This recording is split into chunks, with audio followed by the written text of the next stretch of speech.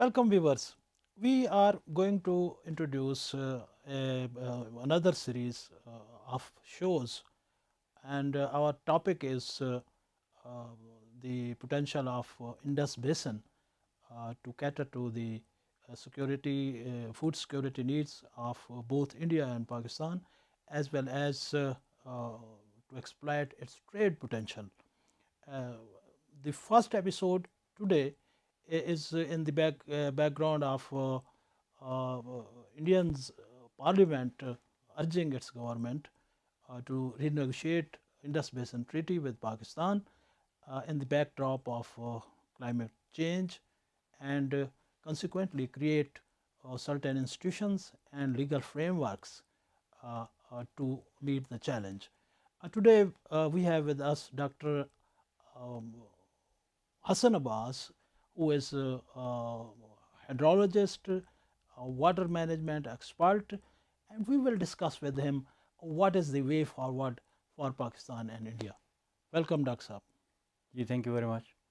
As I have said, Indian parliamentary committee has recommended to its government to renegotiate Indus Basin Treaty of 1960 in view of the fact that there were certain situations, certain conditions, certain environment at that time, but the situation, what I can read between the lines, has changed. What they have, you think possibly in mind when they say that the treaty should be renegotiated in the context of climate change and its impact on economy and environment and our food security. Well, thank you very much. This is a very good question. Indian Parliament has urged the government to look into the Indus Water Treaty because they say that when this treaty was signed, that was the time when things like climate change and greenhouse gas emissions and environment, those things were not at the top of the agenda in the world. And in many ways, this treaty has completely ignored those aspects of climate change, environmental flows, ecological integrity, biodiversity. All those things are completely absent from this treaty because historically and unfortunately, this treaty, when it was being proposed and being negotiated and being proposed, there was this guy David E. Lilienthal who urged that this is a technical problem and it should be solved only by the technical people, and he said it's a financial problem, so it should be the technical people, which was primarily engineers, and financial people, which were primarily the financial institutions and the banks. They should sit together and work out a formula through which this so-called division of water should take place. Now, given that context, engineers are not taught the environmental integrity, and when they got on board, they just looked at these rivers as conduits carrying water. Now, a river is not just a conduit carrying water, a river is a complete ecological system. It is a complete cultural system because cultures have evolved over centuries along the rivers. The cultures and the environment, they have evolved with the rhythms of the river. Okay, sir. There have been 60 years almost this treaty was signed. What the data shows, has this treaty any impact on the Indus Basin that we share, both India and Pakistan? Impact means you're mentioning the ecological impacts, Yes. environmental impact. Yes, of course. I mean, the potential of the Indus Basin in terms of food and you see, there was a very narrow view of this, the boundaries within which this treaty was actually negotiated, and all the structures were planned. Because one, I have already mentioned that rivers were not considered anything more than the conduits carrying water, And then the second thing is that the voice of the people was completely kept absent from the treaty negotiations. Like today, we say that whenever you are negotiating or planning anything, this is the today's global mind, that we say that all stakeholders should be on board. All stakeholders means not just the people, not just the cultures, not just different regions, not just people from different cultures and different languages, but also the other species which do not have the capacity to come and sit on the tables with us, all those birds and bees and fish and frog, they are also impacted by this. And today's global mind is not ignoring those things. So, those things were not taken into account during this To treaty. talk simply, 3 rivers, eastern rivers, were given to India Yes. completely, Yes. complete control of 3 rivers. Now, these 3 rivers had an ecology of their own. Yes. They had people on their banks, Yes. and there were, like I talk about Satluj River, at every 30 mile there was a city. Yes. Now, the situation for these cities is very dangerous. Yes. The water level has gone down, and the calculations say that this was the river that used to feed the Indus Delta. Yes. Now, these rivers gone, there was an impact on the population, on aquatic life, and under water resources. So, I was talking about these things, how the division and how was that division as well impacted these regions of Pakistan, the lower regions of Pakistan. Okay, if we start from the lowest part, which is Indus Delta, first of all, the delta was already being impacted because of the huge irrigation projects which were built by the British. Of course, why would British care about any ecological impacts? One, that at that time it was not much into the discussions and debates, and two, they couldn't care less because they were the conquerors. They were just ruling, and they were only focused on the colonial interests. Whereas these Sindh Punjab water disputes, they date back as early as I think 1856 or 57. That was the time when the Sindh it started making objections to the projects which are being built by the British upstream, because there was impact downstream, and especially on Indus Delta. Indus Delta had been a very rich place in terms of biodiversity, in terms of culture, in terms of agricultural production. The rice from Indus Delta used to be exported to almost all over the world. There was a city in Indus Delta by the name of Keti Bandar. Today that city is, the original location of the city is 40 miles into the sea from the shore. So, all that place has been eroded to the sea, it has been reclaimed by the sea. Why sea is moving in? Because we disturbed an ecological balance. The balance which was provided not just by flow of water into the delta and maintain it, but also with water would flow silt, which would actually counter the sea waves, which would erode part of the land, and new silt would come and deposit. And actually until the 1830s, this delta was advancing into the sea. Every year the delta would reclaim a few meters of land into the sea. And then when these irrigation projects they started, people in the delta they started observing that the delta is no more advancing, and that was a point of concern. And then lo and behold, we become independent, and instead of looking after our river over and above the colonial interests and involving our people into it, we actually carried forward with the same designs, same plans, same agendas in a rather more aggressive manner. What we did, British had conceived this Bhakra Dam on Satluj River. That was early 1900s when the first thing, for the first time, this dam was conceived. And then in the 1920s, it was first ever dam. Yes, there was no dam in the Indus Basin. There was one very small dam on this Saraswati river. That was built, I think, in the 1890s. That's whose tributary is Ghagra River. Yes, yes.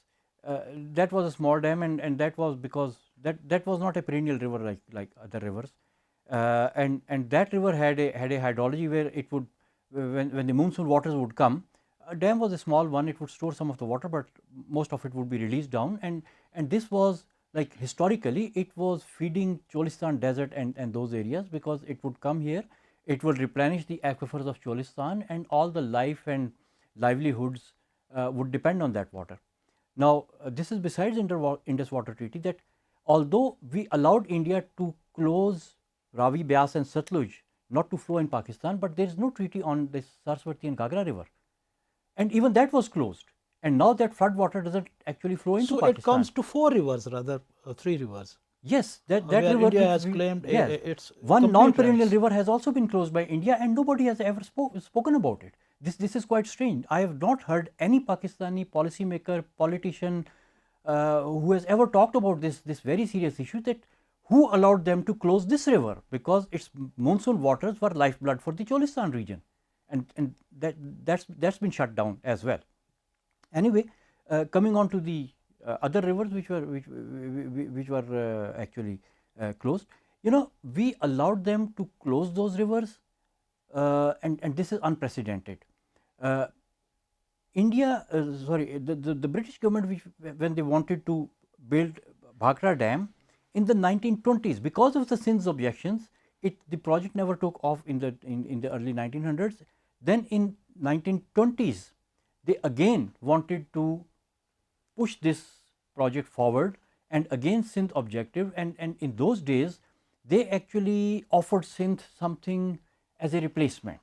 They said, okay, we will also build you irrigation barrages, and Sakhar barrage was conceived in the 1920s, designed, and was completed by 1932.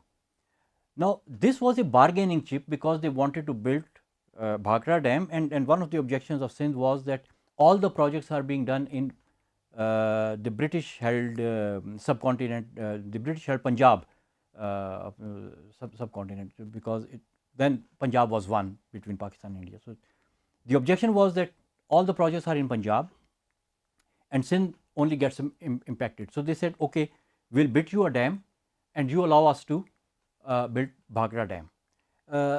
Sindh was not 100% convinced despite the construction of this barrage, and then they also promised that we will build you a northern barrage and a southern barrage, and that was the concept of Guddu barrage and Kotri barrage, which was northern and southern in Sindh, above and below this barrage.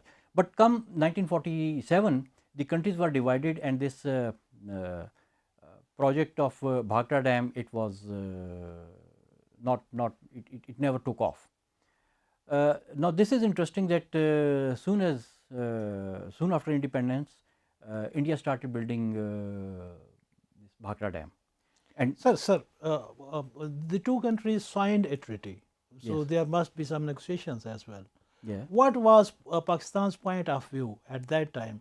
Did Pakistan realize the potential damage to life and ecology of this part of the country? Of course, Pakistan did realize it, and because the way this treaty was felt necessary, actually a treaty was felt necessary between India and Pakistan, because after the division of the two countries, India became an upper riparian in Punjab, and all the rivers flowing into Punjab and actually providing water for the irrigation, which was the lifeblood and economy of Punjab at that time. Those canals depended on the water coming from the Indian Punjab, and those rivers were like they were flowing before that, and the rivers didn't know there is a political boundary. Rivers would just follow their own course. So it was kind of a very aggressive posture taken by India. Some people call it water terrorism, and they suddenly shut canals which were feeding from Firozpur into Pakistan and which were feeding from the Madhupur headworks into Pakistan. And this was quite an aggressive posture, and in some ways it was the breach of the Geneva Convention, because for any political or wartime situation, you are not allowed to shut down the supply of fresh water to the civilians, and these were farmers. They had sown their crops and you suddenly shut that supply. Now, it was not just the supply for irrigation water, because when British built these canal commands, they were built in so called crown wastelands. And why those lands were called wastelands? Because there was not much population over there before these canal colonies. And why there was no population? Because there was no water. So, you say that this treaty was signed under duress? It was signed under duress. All the negotiations they got started under duress, because it is not just the irrigation water, because those areas where those canal colonies were built and where now a large population lived, women and children, old and young people, the whole population, for fresh water needs, the only source they had was canal water. So, what was the Pakistan terms at that time? Well, the first thing the Pakistan did, they just begged them and they made a hue and cry, and they said, you can't do that. It's against all the international laws, it's against Geneva Conventions, and we should go to the international court for this sheer violation of human rights and international norms. But Pakistan was then calmed. Okay, we don't go to international court. We sign an agreement between us, and a Dominion Accord was signed. That was in the May of 1948, because these canals were actually shut on the 1st of April 1948, and about 5 weeks later this Dominion Accord was signed, in which Pakistan agreed to pay India in order to get water, and the expiry date on that Dominion Accord was only up till December of 1948.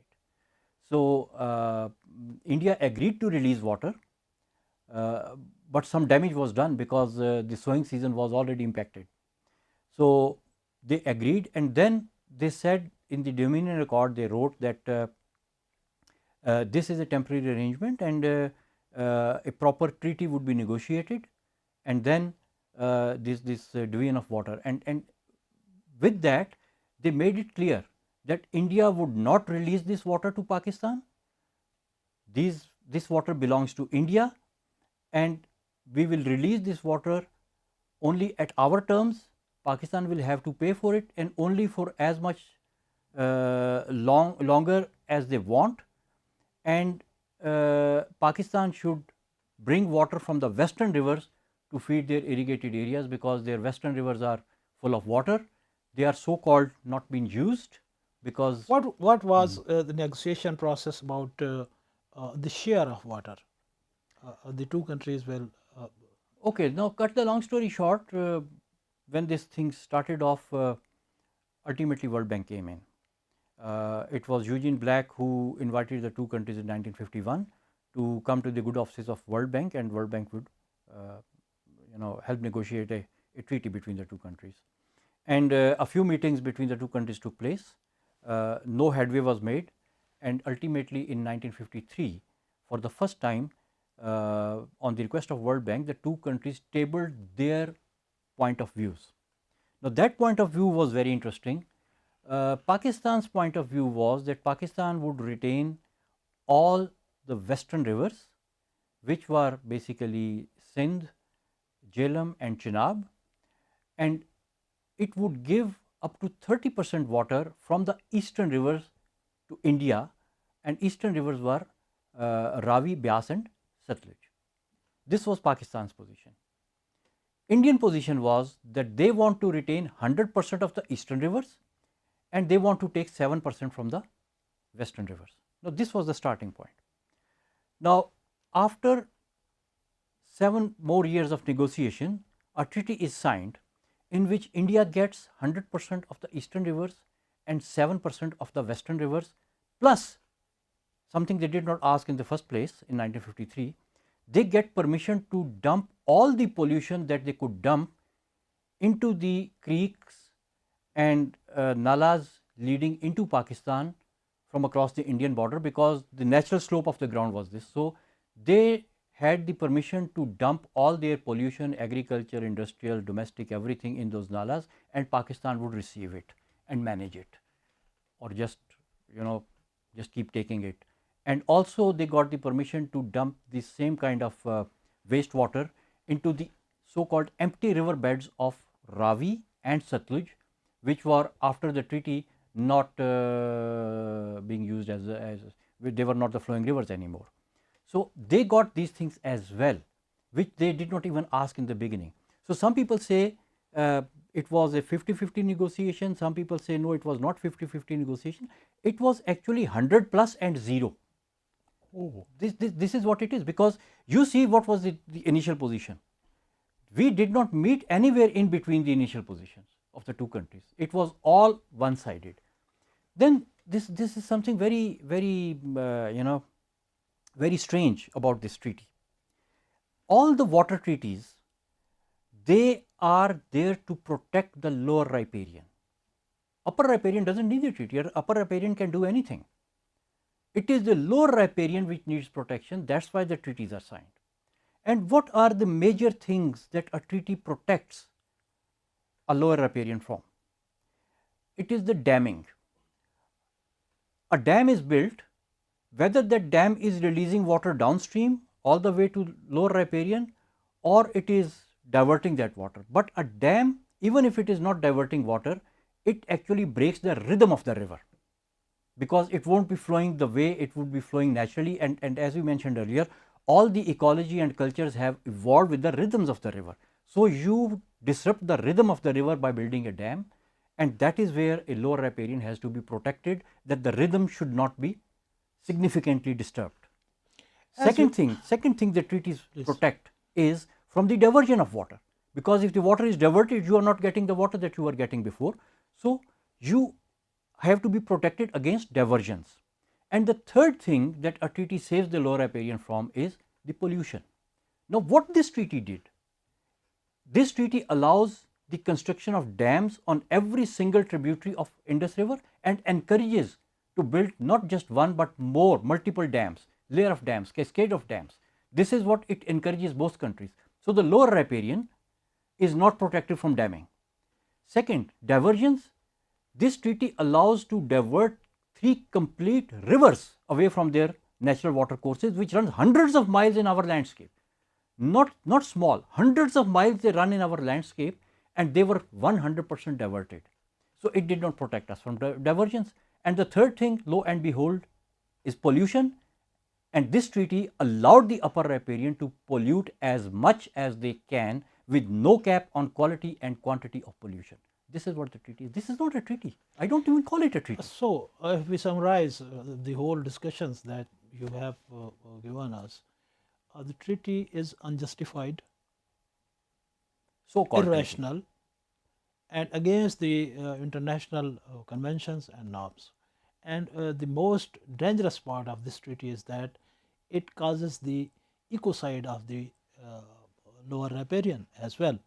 So, what the existing knowledge this time says about all these dams and such kind of structures for which the treaty was signed?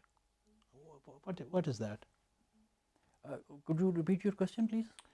No, basing on the knowledge regarding hydrology, regarding ecology, regarding the rationality of damming the rivers, what is the way forward for these countries? Now, Pakistan. Oh, okay. Yes.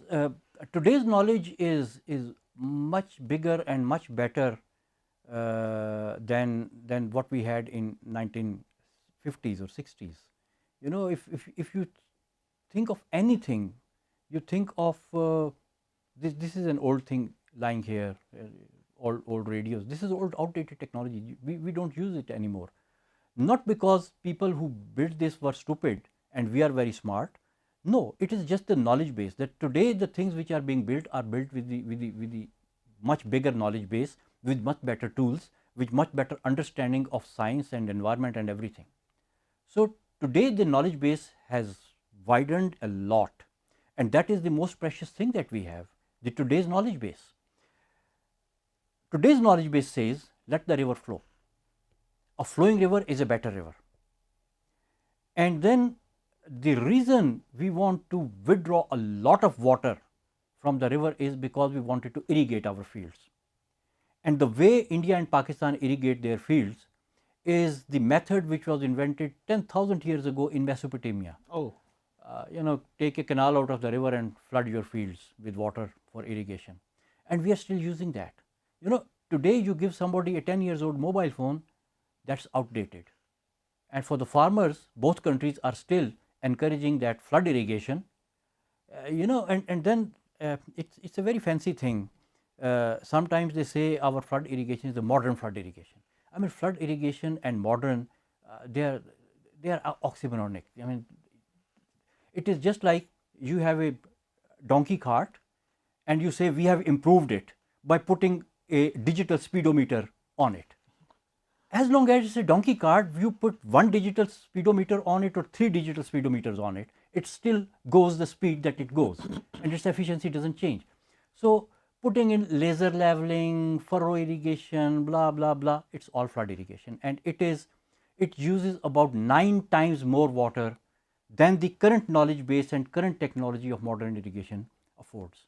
Holland is a country which is I think slightly bigger than Lahore, and their agricultural produce is more than your Punjab, maybe more than Indian Punjab and Pakistani Punjab combined. So we have to invest in modern technology which actually liberates the river from diversions for irrigation. So that is the way forward for both countries. And if they let the rivers flow, the ecology would automatically come back. Those degraded ecosystems will return. That eroding Indus Delta would start regaining strength. There's one way that you go and replant the mangroves which have been eroded into the sea. If you are not addressing the cause in the first place which let those mangroves vanish from that place, and you are just putting the mangroves back on, they will go again. So you have to address the cause. The cause is not enough water and not enough silt is reaching the delta. And if the rivers start flowing again, it is a prosperity for the ecosystem, it is a prosperity for the cultures, it is prosperity for both countries. If instead of still investing on those damming and diversion projects, they start investing on regenerating the ecosystems which were destroyed because of those large projects. I don't profess that overnight you should bring down the bulldozers and raise everything down. No, you have to have a very methodical, thought out long-term plan that you would gradually phase out all those old outdated infrastructures and you will start putting in the new modern efficient infrastructure which is more climate compatible, which is more eco-friendly, which is more environment friendly. That's the way to go. Okay, Indian Foreign Office has contacted and approached Foreign Office of Pakistan, and according to the recommendation of its parliamentary committee, it has demanded for the renegotiation of the treaty. The terms and conditions, if there are any, are not known yet. But you see, and Pakistan has responded that we are ready to listen.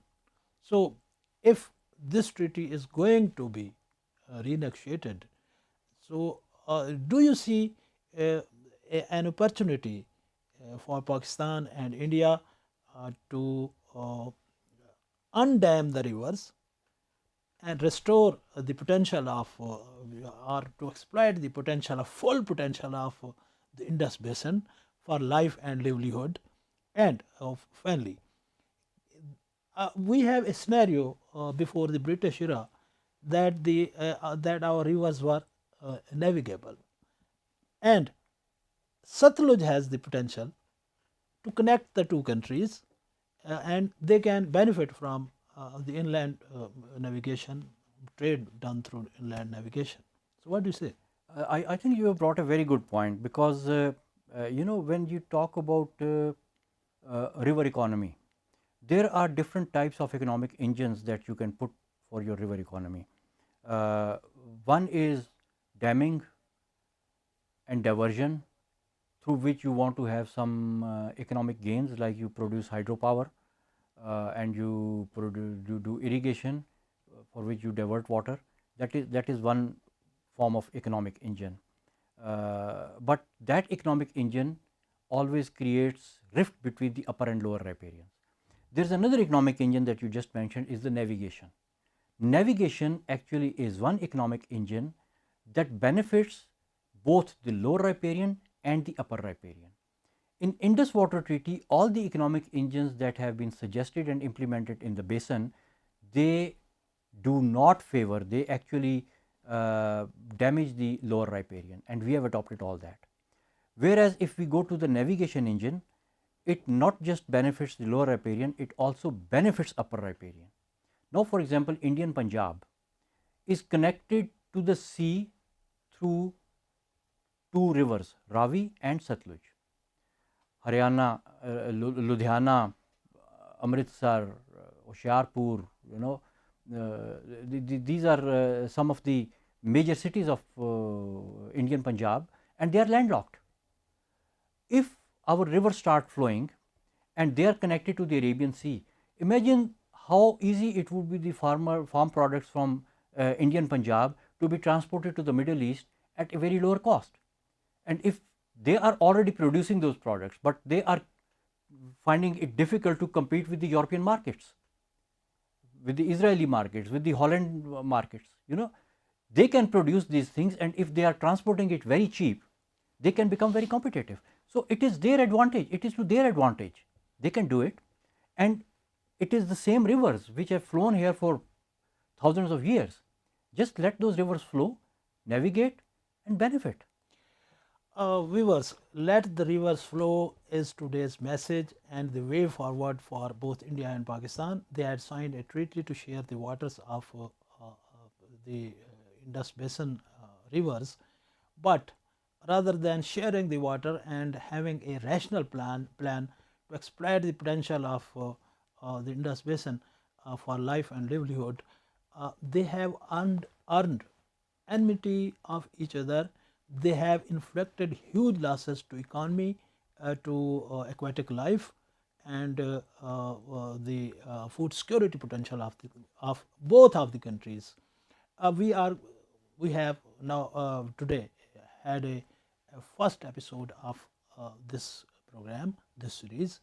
For the next time, when we will come back, we will discuss with Dr. Hassan Abbas whether there is a realization first on the part of the decision makers of both countries vis-a-vis rationalizing the water sharing formula between the two countries, and second, have they sanity and will to go forward and undam the rivers so that they flow very freely.